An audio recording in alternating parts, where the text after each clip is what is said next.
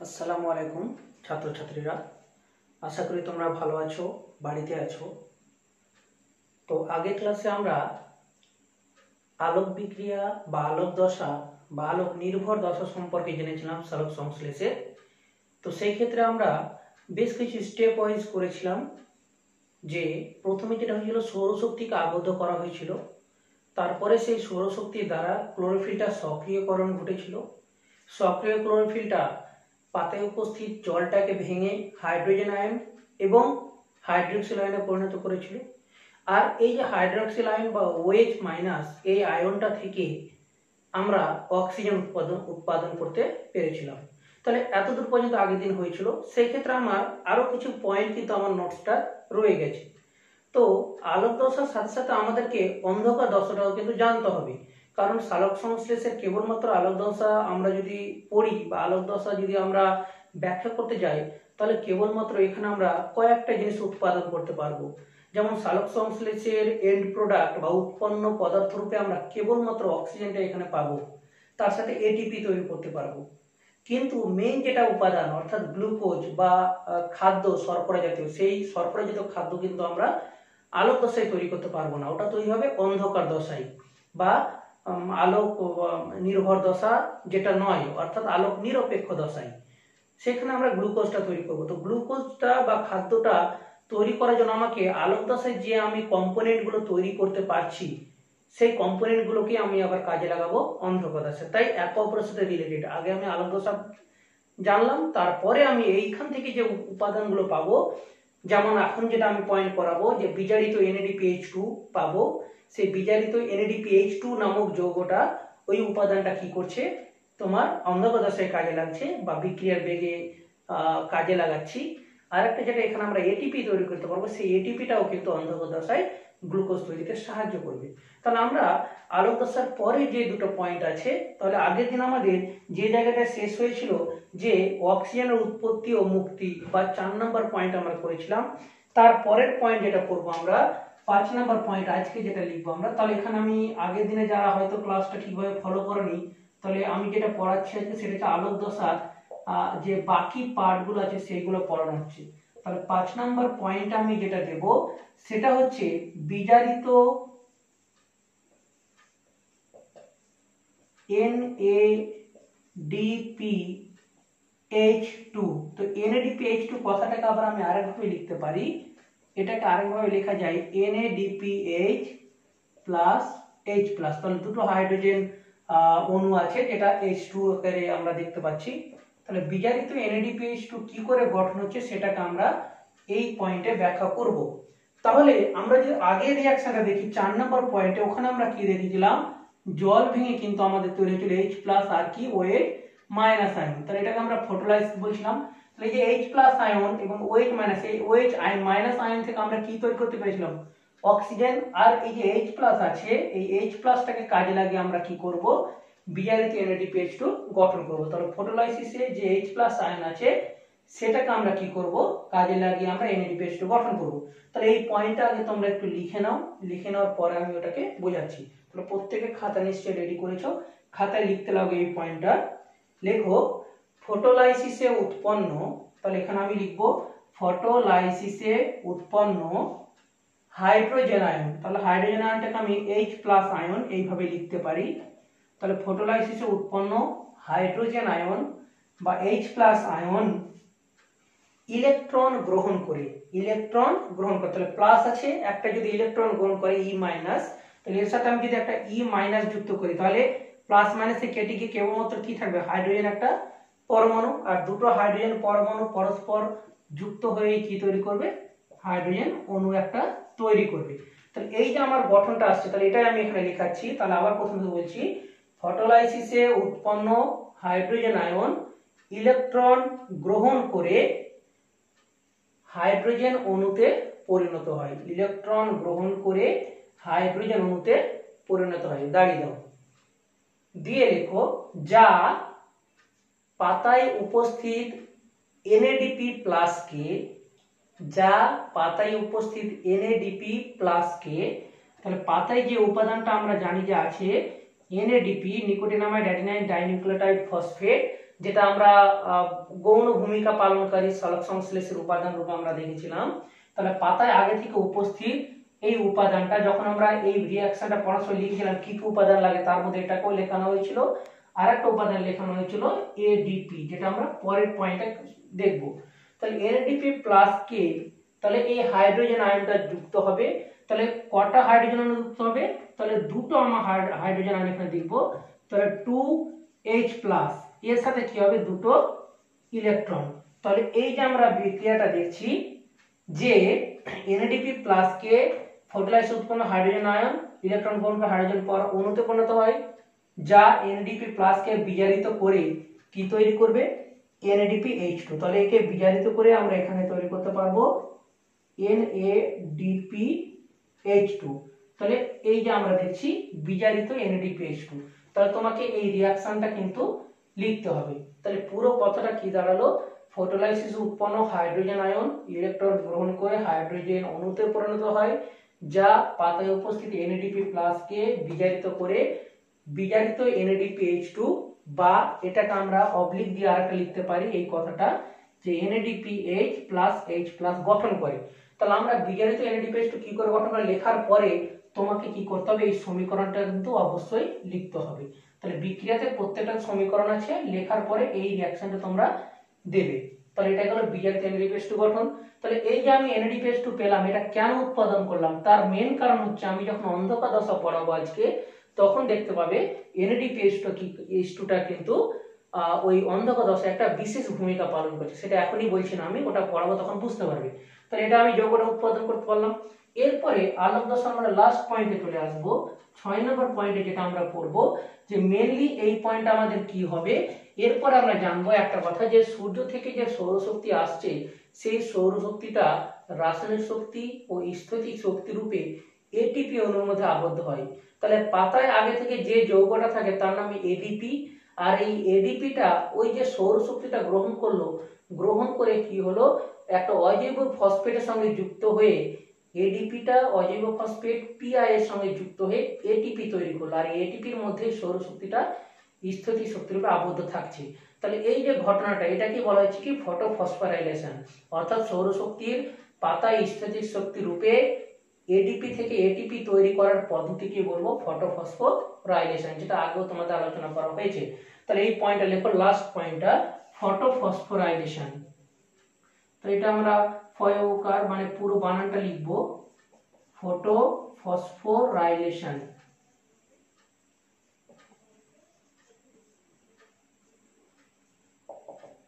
তাহলে photophosphorylation last point, যেটা যে ফটোফসফোরাইলেশন কি বা কাকে বলে সেটা তোমরা একটু নোটসটা আগে লিখে নাও। লেখো, উত্তেজিত ক্লোরোফিল থেকে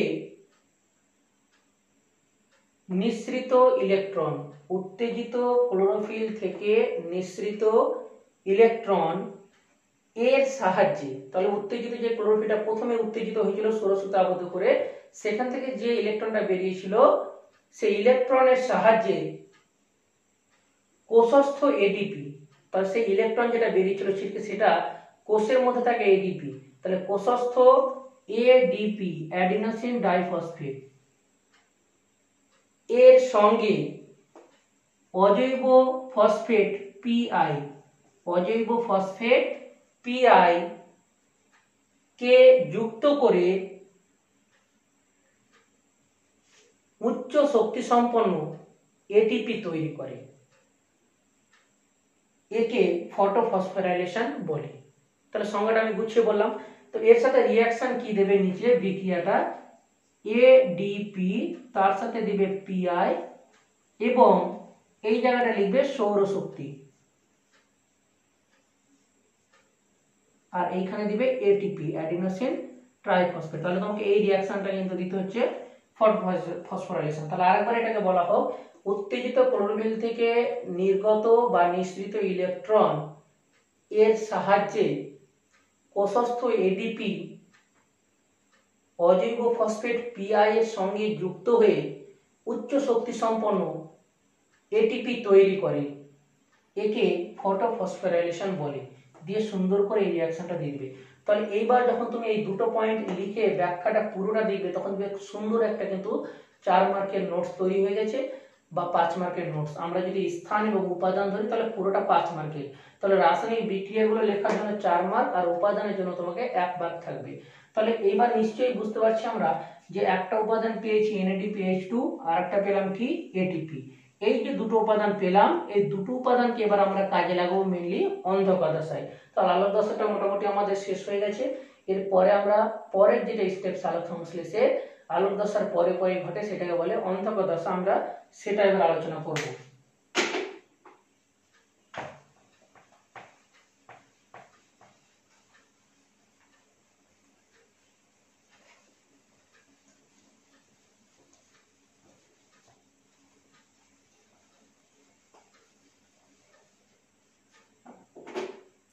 তাহলে অন্ধকার দশা এই নামটা কেন হয়েছে বা এটাকে আলোক নিরপেক্ষ দশা কেন বলা হচ্ছে? তাহলে অন্ধকার দশা মানে হচ্ছে এটা আলোর উপর ডিপেন্ডেন্ট নয় বা আলোর অনুপস্থিতিতেও সালোক সংশ্লেষের এই পর্যায়টা কিন্তু ঘটতে পারে, তাই এটাকে অন্ধকার দশা বলা হচ্ছে। আলোক নিরপেক্ষ কেন বলা হচ্ছে? তাহলে আলোক নির্ভর, আলোক নিরপেক্ষ। আলোক নির্ভর মানে আলোর উপর অবশ্যই নির্ভরশীল বা আলোর উপস্থিতি একান্তই প্রয়োজন, যেটাকে আলোক দশা বলছি। আলোক নিরপেক্ষ মানে আলোক থাকলেও হবে না থাকলেও হবে, থাকলেও অন্ধকার তোমার এই বিক্রিয়াটা ঘটবে কেলভিন সাইকেল, আবার না থাকলেও কিন্তু ঘটবে। তাহলে আমরা আগে দেখে নেব যে এর আমরা কি কি নাম বা কি কি রূপে আমরা এটাকে জানতে পারি এই পর্যায়টাকে সালোক সংশ্লেষে। তাহলে একদিক থেকে তোমরাও কিন্তু এটা লিখে নেবে। তাহলে প্রথমে এটাকে বলতে পারি আমরা, তাহলে পরের আজকে মেইন টপিক হচ্ছে, তাহলে আমরা প্রথমে লিখব আলোক নিরপেক্ষ। তাহলে একটা টার্ম পেলাম আলোক নিরপেক্ষ, অবলিক দিয়ে আমি লিখছি। তাহলে যে কোনো একটা টার্ম যে পরীক্ষায় থাকতে পারে, কিংবা আমরা বলতে পারি অন্ধকার,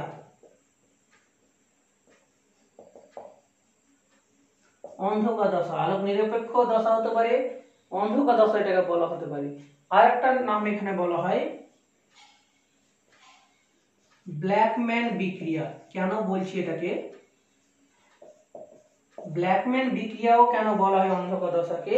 কারণ এই অন্ধকার দশার বিভিন্ন স্টেপগুলি বিজ্ঞানী ব্ল্যাকম্যান প্রথম পর্যবেক্ষণ করেছিলেন বলে তার নাম অনুসারে এই চক্রটাকে বা এই বিক্রিয়াটাকে বলা হচ্ছে ব্ল্যাকম্যানের বিক্রিয়া অন্ধকার দশাকে। এটাকে আরেকটা নাম আমরা বলতে পারি কেলভিন চক্র।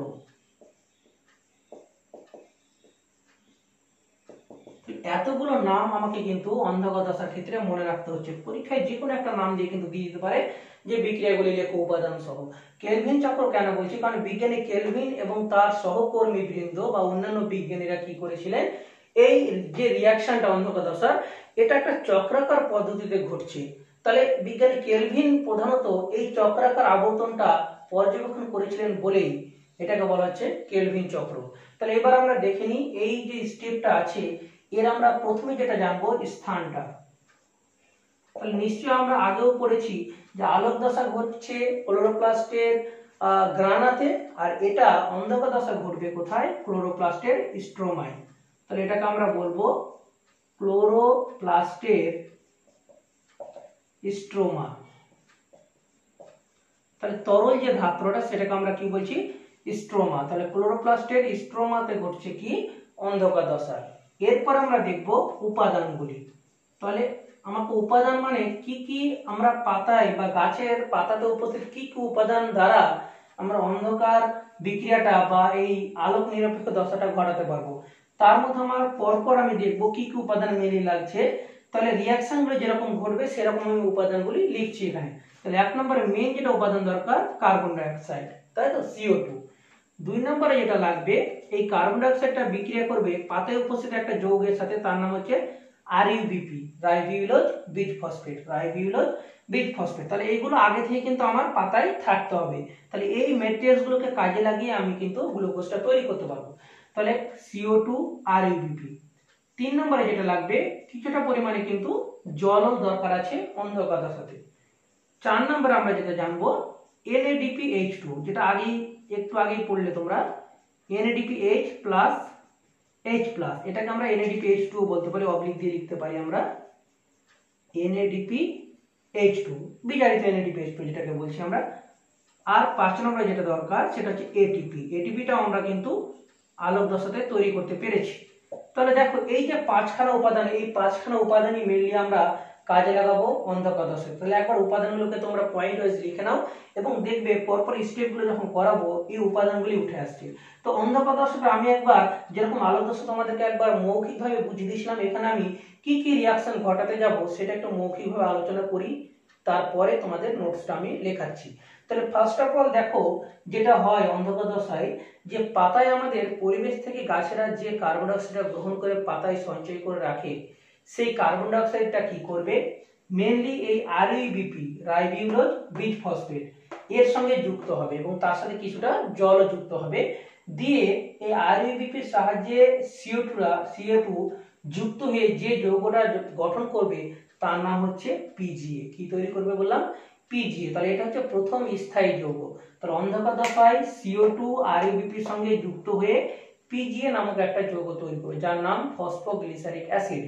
এই যে পিজিএটা তৈরি হলো, এই পিজিএটা পরবর্তী স্টেপে কি হবে, এই যে NADPH2 বা NADPH+H+ দেখছো, এটা দ্বারা বিজারিত হবে। তাহলে NADPH2 দ্বারা পিজিএ বিজারিত হয়ে যে যৌগটা তৈরি হবে তার নাম হচ্ছে পিজিএএলডি বা ফসফোগ্লিসারালডিহাইড। তাহলে আগের যৌগটা হচ্ছে ফসফোগ্লিসারিক অ্যাসিড, পরের যৌগটা পাবো কি, ফসফোগ্লিসারালডিহাইড। এই যে পিজিএএলডিটা পেলাম পিজিএ থেকে NADPH2 দ্বারা বিজারিত করে, সেই পিজিএএলডিটা উৎপন্ন হবে টোটাল 12 অণু। কত অণু তৈরি হবে, 12 অণু। এই 12 অণু পিজিএলডি যেটা হবে, এই 12 অণু পিজিএলডি থেকে পরবর্তীতে আমরা কি করব, মেনলি এখানে একটা কথা আর আমরা অ্যাড করব, যে মেনলি যেটা হচ্ছে যে এনএডিপি থেকে আমরা এনএডিপিটাকে সরাসরি আমরা পিজিএলডি তৈরিতে কাজে লাগাবো না, তার আগে একটা স্টেপ আমাদের রয়ে গেছে, যে প্রথমেই যে আমরা বললাম যে CO2 আরইউবিপি যুক্ত এই এটিপি তৈরি করছে, তোমার পিজিএ তৈরি করছে, সেখানে আরেকটা যৌগ আমি কাজে লাগাবো এটিপির কথা। CO2 আরইউবিপি আর এটিপি তিনটে জিনিস যুক্ত হয় মেনলি, CO2 আরইউবিপি আর একটা কি বলবো আমরা, এটিপি। এই তিনটে জিনিস কিন্তু যুক্ত হয়ে তৈরি করবে পিজিএ, আর সেই পিজিএটা বিজারিত হয়ে পিজিএলডি। পিজিএলডি টোটাল তৈরি হবে 12 অণু। কত অণু বললাম, 12 অণু। সেই 12 অণু পিজিএলডির মধ্যে 2 অণু পিজিএলডি আর 10 অণু পিজিএলডি দুটো আলাদা আলাদা ভাগ থেকে যেটা 10 অণু থাকবে, সেই 10 অণু পিজিএলডি থেকে পরবর্তীতে আমরা দেখব যে আরইউবিপি পুনরুদ্ধার করতে পারবো। তাহলে 10 অণু পিজিএলডি থেকে আরইউবিপি পুনরায় বের করতে পারবো। তাহলে দেখো পাতায় আগে থেকে আরইউবিপি ছিল, সেই আরইউবিপিটা CO2 এর সঙ্গে যুক্ত হয়ে এটিপি সঙ্গে যুক্ত হয়ে কার মধ্যে প্রবেশ করলো, পিজিএ এর মধ্যে। তাহলে আরইউবিপিটা পিজিএ এর মধ্যে প্রবেশ করলো, আবার পিজিএ কে ভেঙে পিজিএলডি তৈরি করে সেই পিজিএলডি থেকে পুনরায় আমি আবার কিন্তু আরইউবিপিটা বাইরে বের করতে পারবো। তাহলে এই যে প্রসেসটা দেখো, আরইউবিপি চক্রাকার আবর্তনে পুনরায় পাতায় ফিরে আসছে। তাহলে এই ঘটনাটা বিজ্ঞানী কেলভিন আবিষ্কার করেন বলে এটাকে বলা হয় কেলভিন চক্র। তাহলে আরইউবিপি পুনরুদ্ধার হচ্ছে কত থেকে, 12 অণুর মধ্যে 10 অণু পিজিএলডি থেকে। বাকি যে 2 অণু পিজিএলডি আছে সেখান থেকে কয়েকটি যৌগ তৈরির মাধ্যমে আমরা গ্লুকোজটা তৈরি করতে পারবো, যেটা মেন আমাদের উদ্দেশ্য সালোক সংশ্লেষে, যে গ্লুকোজ নামক শর্করাজাত খাবার তৈরি করা, সেটা কিন্তু আমরা 2 অণু পিজিএলডি থেকে তৈরি করতে পারবো। তাহলে এবার আমরা পরপর দেখে নিই। অনেক হয়তো র্যাপিডলি বলার সাথে সাথে অনেক হয়তো বুঝতে পারছো না, যখন আমি পরপর রিয়াকশন গুলো লেখাবো এবং দেখাবো তখন জিনিসটা ক্লিয়ার হয়ে যাবে। তাহলে এবার তোমরা পরপর বিক্রিয়াগুলি লেখো, যেরকম তোমরা আলোক দশায় লিখেছো সেভাবে পরপর লেখাচ্ছি।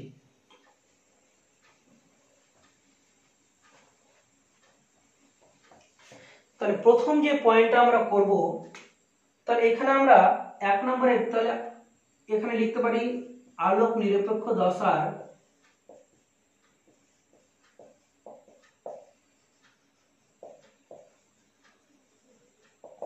বিক্রিয়া। তাহলে আলোক নিরপেক্ষ দশার বিক্রিয়া বলে আমি যে পয়েন্টটা করলাম, এর মধ্যে আমাকে কি কি আমি পয়েন্ট দেব।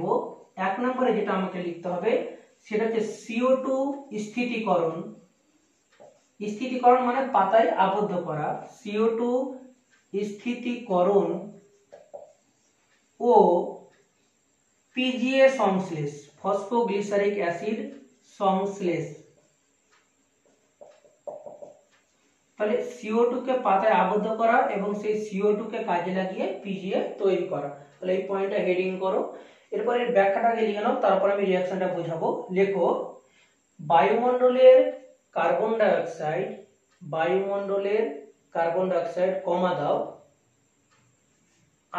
রুবিস্কো বলে একটা কথা লিখো, বায়ুমণ্ডলের কার্বন ডাইঅক্সাইড কমা রুবিস্কো RUBISCO। তাহলে রুবিস্কো আর এর পরে ইউটা ছোট হাতে দিবে, বিটা বড় হাতের, IS টা ছোট, CO বড় হাতে। তাহলে রুবিস্কো এর এটা একটা উৎসেচকের নাম। তাহলে এর পুরো নামটা ব্র্যাকেটে লিখে নাও, তোমরা বইয়েও পেয়ে যাবে। রাইবিউলোজ লেখো এটা। তাহলে পাতায় পরিবেশ থেকে গৃহীত CO2 কমা রুবিস্কো রাইবিউলোজ 1, তার সাথে লিখবে 5 বিসফসফেট, রাইবিউলোজ 1, 5 বিসফসফেট। তাহলে এখানে আমরা যদি লিখি রাইবিউলোজ 1, 5 বিসফসফেট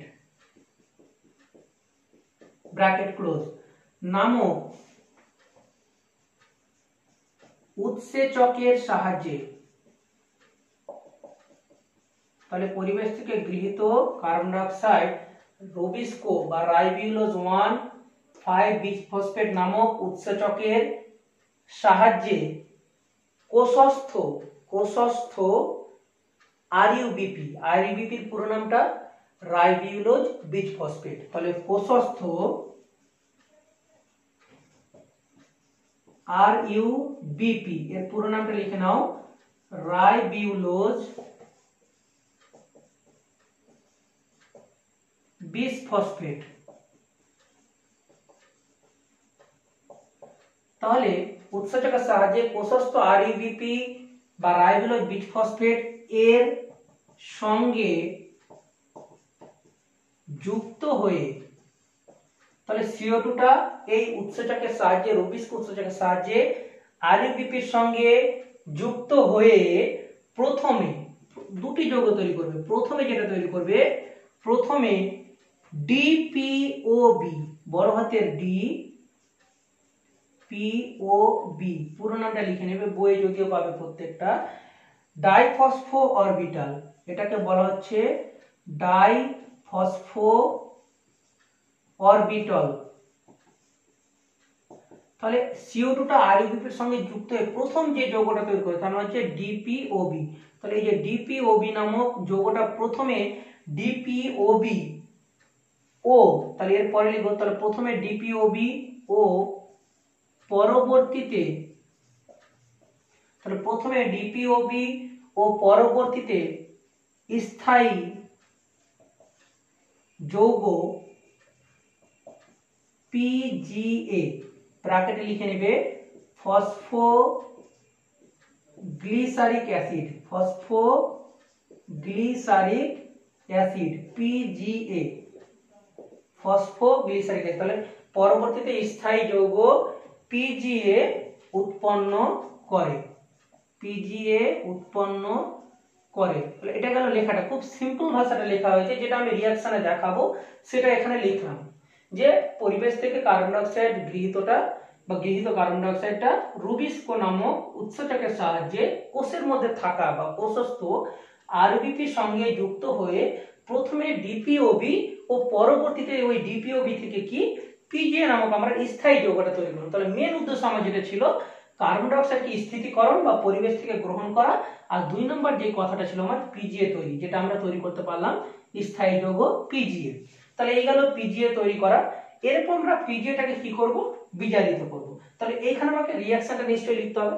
তাহলে এবার এখানে আমরা কি রিঅ্যাকশনটা দেব বা বিক্রিয়ার সমীকরণটা আমরা কি দেব, তাহলে এই লেখাটা লেখার পর অবশ্যই তোমাকে নিচে কিন্তু সমীকরণটা লিখতে হবে। তাহলে সমীকরণটা কি লিখবে, 6 RUBP, তাহলে 6 অণু RUBP এর সঙ্গে 6 অণু কার্বন ডাইঅক্সাইড এবং 6 অণু জল, তাহলে এই তিনটি জিনিস যুক্ত হচ্ছে। এবং এইখানে যে উৎসেচকটা কাজ করছে সেটা নিশ্চয় আর বলতে হবে না, এটা এখানে লিখে দিয়েছি রুবিস্কো। তাহলে রুবিস্কো নামক উৎসেচকটা কাজ করছে দুটি যৌগকে যুক্ত করে, যেটা তৈরি করছে তার নাম হচ্ছে 12 অণু PGA।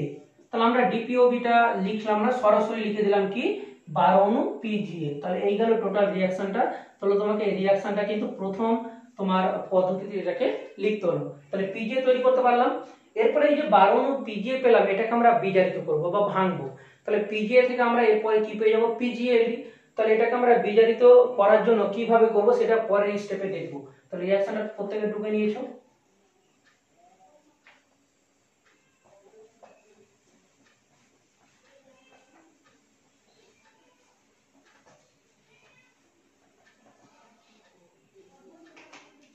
তাহলে 2 নম্বর আমরা দেবো। তাহলে পিজিএ সংশ্লেষ পেয়েছি। 2 নম্বর পয়েন্ট লিখো পিজিএ বিজারণ।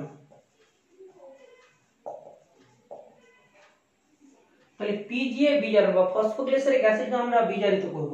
তাহলে এটা আমরা কিভাবে বিজারিত করব, এই ক্ষেত্রে আমাকে মেইনলি সাহায্য করবে এটিপি। এটিপি অণু যেটা আমরা আলোক দশায় তৈরি করেছি, সেই এটিপিটাকে আমরা এখানে কাজে লাগাতে পারবো। তাহলে এই নোটসটা আগে তোমরা লিখে নাও, তারপর আমি ব্যাখ্যাটা বোঝাচ্ছি। প্রত্যেকে লেখো এই পর্যায়ে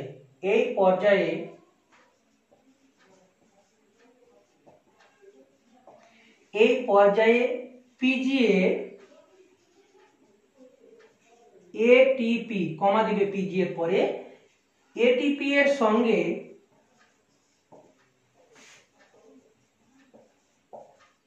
যুক্ত হয়ে, তাহলে এই পর্যায়ে পিজিএ এটিপি এর সঙ্গে যুক্ত হয়ে বিপিজিএ, তাহলে প্রথমে তৈরি করলো বিপিজিএ। তাহলে বিপিজিএ পুরো নামটা লেখানো বীজ ফসফোগ্লিসারিক অ্যাসিড। তাহলে বীজ ফসফো বা বীজ ফসফো গ্লিসারিক অ্যাসিড। তাহলে আরেকবার বলছি, এই পর্যায়ে পিজিএটা এটিপি এর সঙ্গে যুক্ত হয়ে প্রথমে যেটা তৈরি করবে, কি তৈরি করবে, বিপিজিএ বা বিশ ফসফো গ্লিসারিক অ্যাসিড, বিশ ফসফো গ্লিসারিক অ্যাসিড। তাহলে প্রথমে বিপিজিএ তৈরি করে, তাহলে বিপিজিএ তৈরি করে যা, তাহলে বিপিজিএ যেটা তৈরি হলো যেটা যা এনএডিপি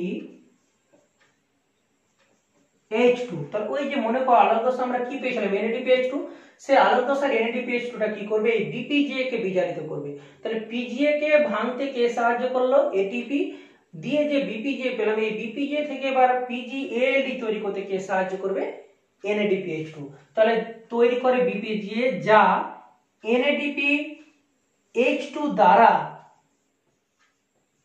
বিজারিত হয়ে, যা NADPH2 দ্বারা বিজারিত হয়ে, তাহলে বিপিজিএটা NADPH2 দ্বারা বিজারিত হয়ে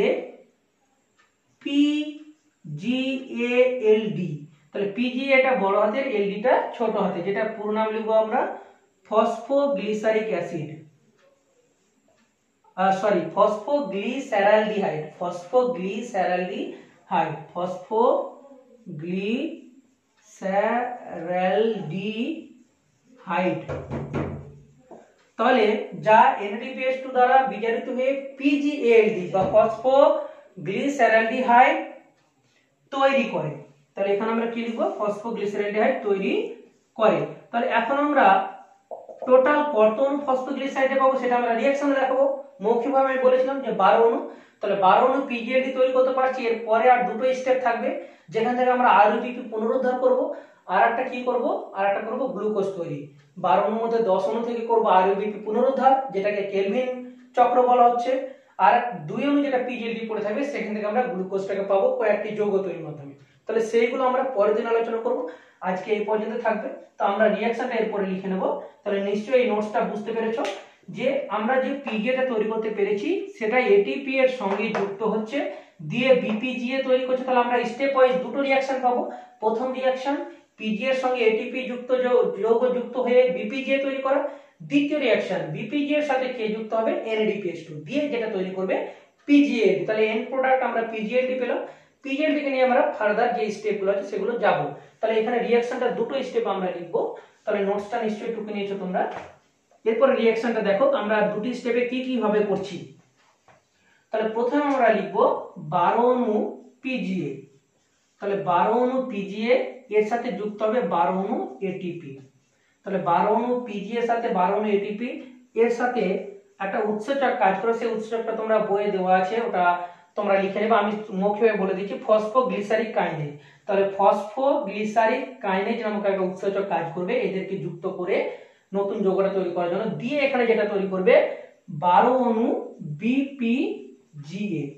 12 অণু কি তৈরি করবে? বিপিজিএ। তাহলে পিজিএটাকে এটিপি দ্বারা ভেঙে দিয়ে বিপিজিএ তৈরি করলো, আর এটিপি যখন পিজি এর সঙ্গে যুক্ত হলো তখন এটিপি থেকে পিআইটা বেরিয়ে গিয়ে যেটা পড়ে থাকলো 12 অণু এডিপি। তাহলে এই এডিপিটা যে আবার ফিরে পেলাম, এই এডিপিটা আবার কোথায় জমা থাকছে? পাতাতে জমা থাকছে, যেটা আবার কোন বিক্রিয়ায় কাজে লাগবে?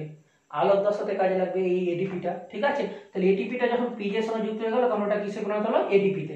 তাহলে মেন যেটা উদ্দেশ্য আমার, কাকে নিয়ে কাজ এখানে? বিপিজিএ। তাহলে আমি বিপিজিএটাকে এবার দ্বিতীয় রিঅ্যাকশনে লিখবো, এখানে 12 অণু বিপিজিএ। তাহলে 12 অণু বিপিজিএটা কার সাথে যুক্ত হবে? আমি এখানে মিটিয়ে দিয়েছি, সেটা হচ্ছে কার সাথে? NADPH2 দ্বারা বিজারিত হবে 12 অণু বিপিজিএ।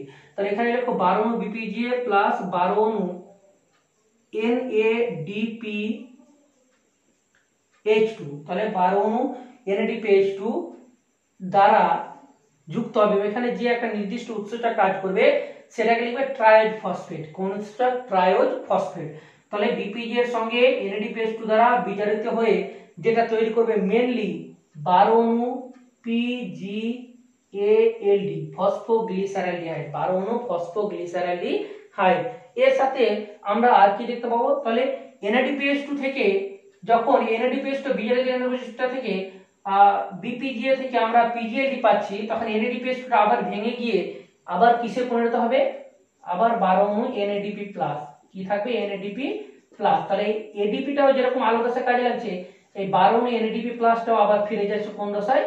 আলোক দশা। তাহলে দেখো কি সুন্দরভাবে প্রত্যেকটা রিঅ্যাকশন কিন্তু একে অপরের সাথে রিলেটেড, বা আলোক দশা কিভাবে একে অপরের সাথে রিলেশন আছে সেটা এখান থেকে তোমরা বুঝতে পারছো, যে 12 অণু এটিপিটা পিজিএ কে শক্তি দিয়ে বা বিপিজিএ তে পরিণত করে নিজে আবার এডিপি তে পরিণত হচ্ছে, যেটা আলোক দশায় ফিরে যাচ্ছে।